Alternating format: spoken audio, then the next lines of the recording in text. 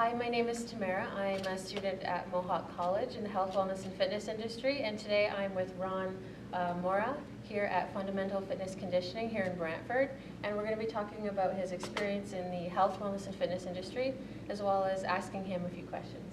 So thank you for being here today with me. My pleasure. So can you briefly tell me a few things about yourself? Okay, so from Brantford, Ontario, went to St. John's College, so played basketball there, fairly active as a child. Got into lifting weights because I was really skinny. Backstory, my name is Ronnie. I always go with Ron because scrawny Ronnie is what I was teased at when I was a child. I was picked on, so that's why I lifted my first weight. Police officer at St. John's College, we had a police officer there, take me under his wing, and I learned how to lift weights. Got a lot of confidence. I enjoyed it, and I just felt, first time I lifted a weight, I loved that feeling, and ever since then I wanted to help other people get that feeling and capture that enjoyment and passion for lifting weights. And I went to University of Waterloo, got my kin degree, and here I am now, 10 years later, still in the industry, but it's changed over the years. So. Well, that's good, and that's really interesting, actually. What is your preferred job title, and what would be the description? Yeah, so I consider myself a kinesiologist by trade. So I help people several ways. I essentially help them move their body the proper way. So within the workout realm, we have some people who've been injured before, or people have discomfort. So I essentially, as a kinesiologist, help people find the right exercise program for them that is safe and it's for their goals, needs, and wants, and hopefully find a way for them to do it sustainable and long term. So I'm more of a coach as well, kinesiologist / coach I prefer, because a lot of the stuff I do is more behavior modifications for those who are trying to set goals and achieve them. So kinesiologist, coach, that's probably the preferred title.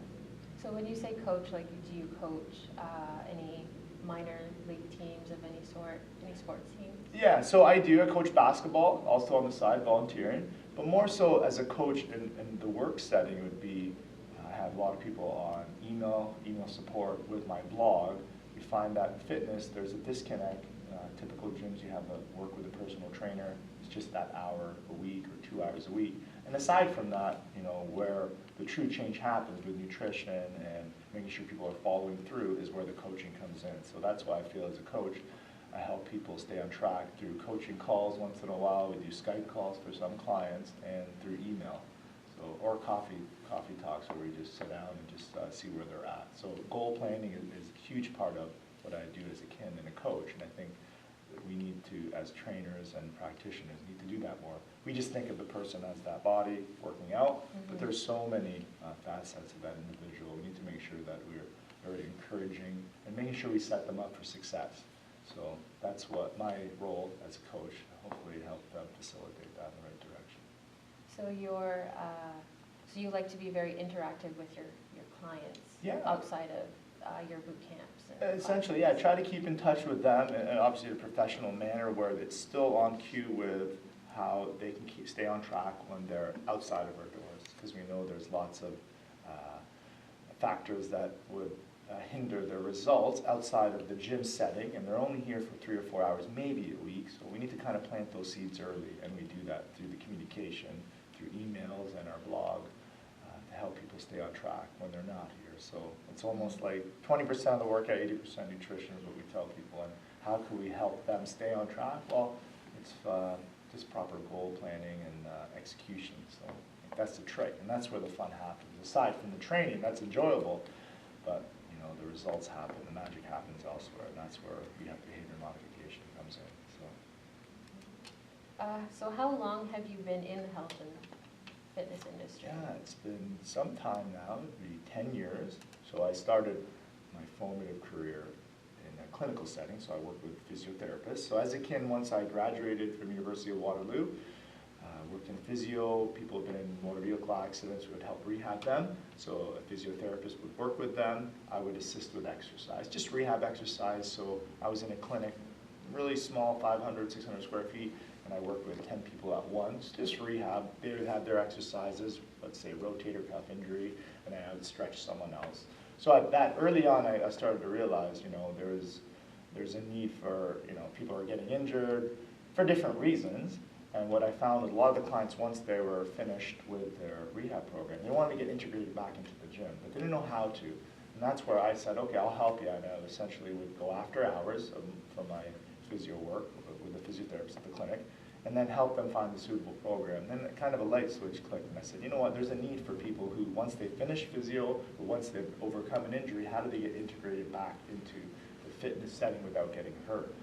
And with my group experience, even though it was in a rehab setting, I felt that there was a need for that. And that's what we are hoping to do right now, and we're beta testing the group sessions at the boot camps, and so far so good. So when you were in school, did you ever do a co-op, or did you ever do a placement at the place you were working at? No, never at all. I had no idea. When I took kinesiology, it was still a relatively new career path. Had no idea. All I knew was I loved the human body in terms of the physics of it, the biomechanics, so I wanted to learn as much as I can, but never any true experience. So it was almost like when I graduated, I was stuck. I'm like, what do I do now? I thought I was huge debt from university. I got a great education, but I have no experience. So I was stuck in a kind of a conundrum where I had the formative, for the schooling, but then no one's going to hire me because I didn't have any experience. So I was stuck. But luckily, it was the right timing, and I found something locally. But I wish, stepping back, co-op position would have been awesome. So I think, what Mohawk College do is fantastic. You're getting integrated right off the bat. You'll know if you like this or not, and I never got that chance. So that's how, when I was in the physio setting, I ended up finding out, man, I don't really like this. I can't see myself doing this for the rest of my life. I enjoyed working with people, but that physio setting was too slow for me, and I needed to be more interactive and engaging, and that's why boot camps were a perfect fit. But there was a bit of a struggle early on because I wasn't happy with what I enjoyed working with people, but I knew deep down that this wasn't my calling for work because it wasn't the right fit for me.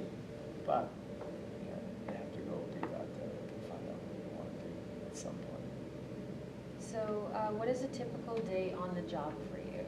Yeah, it's early morning, so as a trainer, you have to set your alarm clock early, usually up 3:34, come to the gym, have some emails to send, put the workouts on the board. If I did it the night before, do some cleaning because we have to make sure everything stays clean. And some clients start 5:30, or some classes start 6. So training-wise, you would start 5:30 or 6 o'clock, but I like to get here early, do some emails because that's my magic time early on where I get a lot of stuff done, and then it's training.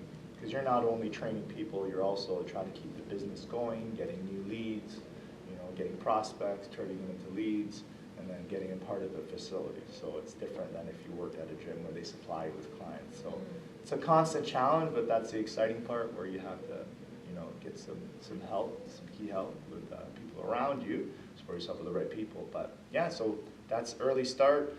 I would go 4 till 12, either training or doing work, take a break, 12 to 2 to 3, go back to work probably 4 or 5 p.m. till around 8 or 9. So it's almost like 2 shifts, like a 4, almost think of it 4 to 10, 4 to 12, and then take a break and then go back to work 4 p.m., a.m., p.m. So I take a nap during the day. So yeah, it's a non-typical, like compared to the average person, it's not your typical work, but I enjoy that. It's different. But. I think with a job like that, you'd have to love it. Oh, for sure, yeah. And a lot of hours, but then you don't count those hours in because it's just your passion. You love doing it. You want to help people and you want to make it better, and that's why your creative aspect comes in. And you're here late, you're here early. But yeah, I mean, I don't really count how many hours I would work because if you counted it, you'd be like, holy, that's all you do. But it's if you love to do it, then you don't think of it as work. So I kind of think of it as it's my passion. This is kind of my calling. So what is your favorite class to run here? Great question. When we started boot camps, we were working with 10, 12, 14 people. I used to like doing that, but I felt that I was better in a smaller group environment, going back to those physio formative years when I worked at a physio clinic. I prefer the group classes where it's only like group personal training because we don't have as many one-on-one clients anymore. So when you have 4 to 6 people in a class, I love that. You get to know the person on a better level. Then you get to know what's going on in their life in a sense of, they've got kids. what they do away from here. And then, you get to know them, and you reach out and you let them know that you care about them and you want them to do well, and then they're going to trust you in that respect, and they're going to follow what you tell them because you know that you have their best interest. So that's a better opportunity, but also gives me a glimpse of kind of what's happening, like the population that we deal with, what are the challenges that they have, and then we start to figure out ways that they can overcome those challenges. So that's really key. You got to get involved, find out what day-to-day things are on the minds of, and find solutions for those clients. So I prefer group personal training sessions, and that's what I do most of. And those boot camps, which are huge, 10, 12, 14, 16 people, personally, I don't think I do better in that environment because it's less interactive, and you have to stand back, and less time for, queuing up the person, making sure they're doing it properly. So I like to make sure everyone's doing their exercises correctly, so I think I fit better in a group personal training, so 4 or 6 people at once. So what do you think brought you to this point in your career? Yeah, you know what? I would say luck, a lot of hard work, and just patience. There's so many times where you just kind of question your career path or wonder, did I make the right decision? Because I was a freelance trainer, I would always go at different gyms, and at some point, either that the gym owner wouldn't allow me to train at their gym, so I started at, Bodyline Fitness, and, that they made changes where they wouldn't allow freelance trainers. So I went to Snap Fitness. In town, Snap Fitness closed. So, I built that tribe, though. I had people following me, but then I feel like I needed some place to firmly set my roots in a location. So there's many times that I was gonna, questioning what if I was doing the right thing. But you go back, if I would go, I wouldn't do anything else. So that's all I love to do, working out, helping people.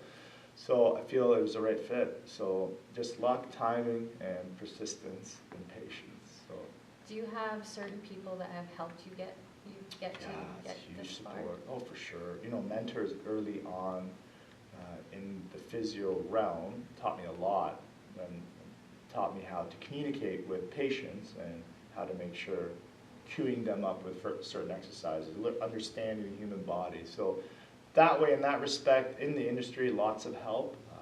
Aside from that, family support. Lots of good network because I was raised in Brantford, so a lot of my coaches, learning things from them. So I really have a great network that I rely on at all times, bounce ideas, use them as a sounding board. So yeah, it almost feels like I've had a lot of people look over me all these years. So it was kind of that tribe mentality that, it takes kind of a village to raise someone. And that was a perfect example because I had support every step of the way. So yeah, it helped me a lot. Yeah, I think that's a great way to do things because a lot of people try to do things by themselves or think they have to do things by themselves. Yeah, it doesn't work because first of all, it's just one-sided. You just see your side of it, one perspective. But yeah, you need other people's help. And I think sometimes we're afraid to ask for help. So I wasn't being the youngest, and I've always, people always looked after me. So I've just been fortunate that way. But it's so key, team environment. You can do so much more with the right people in place. So. So my aspiration in this industry is to work with kids. Mm-hmm. How much experience do you have working with kids? Yeah, we have a lot. I started even early on in my career when I was still doing the physio setting. The summertime I was running a basketball camp conditioning-wise, so I'd rent out gym time at my high school, and we ran basketball camps there. So working with kids, probably 9, 10, 11, 12 years old, and it was just fun. There's a lot of joy training kids because you get so much energy for them, and I think as you get into your workplace, it's always important to just kind of model kids and how they get excited about the simple things. So that kept me, excited about training, and it was just fun. So we end up working with some teams here. So we do dryland training. So we have 9-year-olds come in, 10-year-olds, and so we're involved heavily working with kids more in a sporting aspect. So yeah, we like that. It's important to get kids off the right step and to make sure that they learn that fitness plays a big role. We've also had a couple schools come in, so Braemar has come in, and we taught some phys ed classes for them and some others. So yeah, it's fun training them, and they just love it. So it's nice to see the excitement when they come in and they see that climbing wall. So yeah. So what is your favorite thing about working with kids? Favorite thing working with kids is just like you never know what, like they're just gonna be brutally honest with you. That's, I think as adults sometimes some of your clients aren't gonna tell you things just because they're just they're not brutally honest. But kids are, like if they're doing something they don't like it, they'll tell you. Mm-hmm. So it's nice, like you can't really, your true self really comes out when you're hanging around kids, and it teaches you to be patient because you're teaching a child how to do something, and there's no reason to get frustrated. So it's nice when you teach a child, especially, I'm kind of biased when I see that child who's a little bit shy and he's closed in. I have to admit, I give him a lot more attention, a lot more reinforcement. It's amazing after the end of a session or 4 weeks how the confidence has changed, and then they're doing new moves they would never do before because you're encouraging them in the right way. And working with kids has taught me that if someone's doing something incorrectly, we would never point that out. We would almost point out how someone else is doing it properly and then tell them, well, look at your friend over there. That's great technique. Let's try to do it that way. So I think it really makes you aware of the tone you use. It makes you just positive all the time because you think these kids are, they're going to adjust to what you give them. So they're just, they're a lot of fun.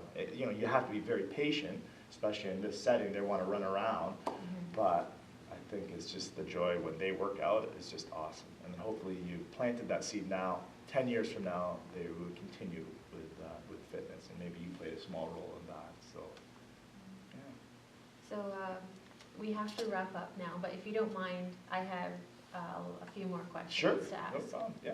Off camera. But I want to thank you for letting me My ask you pleasure. some questions. Yeah, and we're good.